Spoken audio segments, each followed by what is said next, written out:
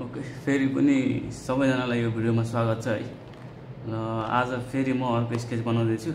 म बिचमा चाहिँ अलिकति बिजी भएँ, त्यही भएर 2-3 हप्ता भयो मैले भिडियो बनाएको छैन, स्केच पनि बनाएको छैन है। त्यसैले आज चाहिँ फेरि म स्टार्ट गर्दैछु।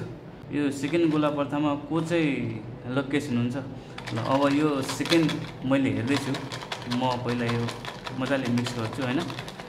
अब हेरौँ है त सेकेन्ड को हुनुहुन्छ होला।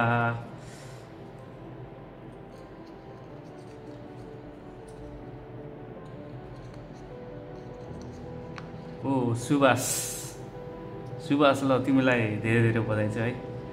सेकेन्ड लकेश तिमी छौ हैन। ल अब सुरु गरौँ है त। सम्भवतः निस्वार्थ माया र निस्वार्थ सम्बन्ध आजको दुनियाँमा न खोजेर पाइन्छ, न किनेर पाइन्छ, न त आफूले चाहेर पाइन्छ हैन। यो मनदेखि हुने कुरा र मेरो लागि पनि सुभाष यही पाटोमा पर्ने व्यक्ति हो, जोसँग चाहिँ म निकै नै करिब छु। मलाई सधैँ आफ्नो सम्झिने हैन, नमिच्चिने, नजिज्जिने हैन, सधैँ एउटै किसिमको व्यवहार। दाइ केही गाह्रो साह्रो पर्यो भने भन्नु होला, भन्नलाई चाहिँ गाह्रो नमान्नु होला भनेर भनिराख्छ उसले हैन।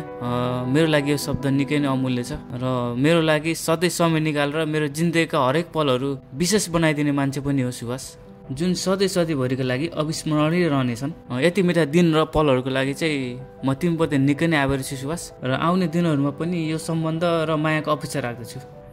अलिकति म सुभाषको व्यक्तिगत पाटोमा जान चाहन्छु। सुभाष एउटा प्रतिभाशाली व्यक्तित्व भएको मान्छे हो, जसले मनदेखिको चाहेको कुरा चाहिँ सजिलैले हासिल गर्न सक्छ र हरेक कुराहरूमा रुचि राख्ने मान्छे पनि हो।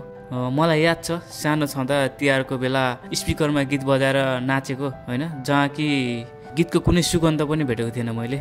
र मनदेखि चाह्यो भने नहुने चाहिँ केही पनि होइन रहेछ।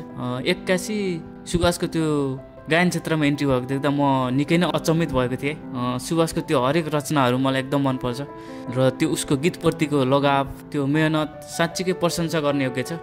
अब मैले यो भनिराख्दा तपाईँहरूलाई पनि लागिराखेको होला कि यो मान्छेले कस्तो चाहिँ गीत गाउँछ भनेर हैन। यदि साँच्चीकै कौतूहलता मेटाउन चाहनुहुन्छ र सुभाषको गीत सुन्न चाहनुहुन्छ भने युट्युबमा गएर सर्च बारमा गएर होमिज रेकर्ड्स भनेर सर्च गर्नु होला, अनि त्यहाँभित्र गएर भिडियोको टाइटलमा हेर्नु होला, त्यहाँ मिस्टर योद्धा भनेर देखिरह होला। त्यहाँ गएर चाहिँ भिडियो क्लिक गरेर भिडियो पनि हेर्नु होला र गीत पनि मजाले सुन्नु होला। अवश्य नै तपाईँहरूलाई पनि राम्रो लाग्नेछ हैन। ल यति भनिराख्दा स्केच पनि सकियो हैन। आजको लागि चाहिँ यति नै, फेरि अर्को भिडियोमा भेटौँ होला। अहिलेलाई चाहिँ सुभाषकै गीतमा बिरो लान्दियो है त। प्रयास मनी गर्दैछु आमा, केही होला भनेर यो सरको भिडमा, कहिले घाम कहिले पानी,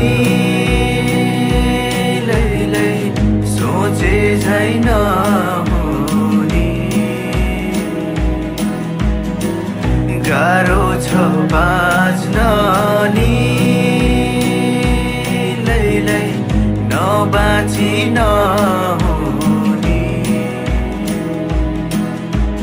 प्रयास पनि गर्दैछु आमा, केही होला भनेर यो सरको भिडमा, प्रयास पनि गर्दैछु आमा, केही होला भनेर यो सरको भिडमा, नबाँची नहुने।